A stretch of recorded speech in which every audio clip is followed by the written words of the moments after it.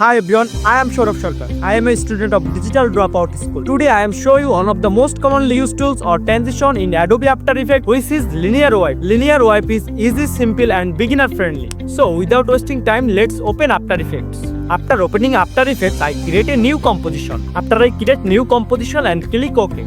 Then from my gallery, I import an image of my own organization. I drag and drop the image into the timeline. Next, I click on Effects and Presets. And here I search for linear wipe. We can see that it is inside the transition options. We click on it and drag and drop it into the Digital Dropouts school. Immediately, we can see three options on the side. The first one is transition completion. The second one is wipe angle. And the third one is the feather option. Is the transition completion if set to 0, nothing will be visible, and if it is set to 100, the full image will be visible. I want to keep the transition for 6 seconds. At the first frame, I set the transition completion to 0. After 6 seconds, I set the transition completion to 100. Now to make the transition smoother, I go to the feather option and set the value to 60. I want to make it look a little more beautiful. So I want to add a background. I open Google Chrome and search for $image. We can see many $images. From here, I download one image of my choice. Then I come back to Adobe After Effects. I import the $image and drag and drop into the bottom layer. I zoom the image and adjust it as a background. Then I go to the opacity option of the image and set the opacity to 40. Now to export the video, I go the file option and click on export and export the video. Here comes the money.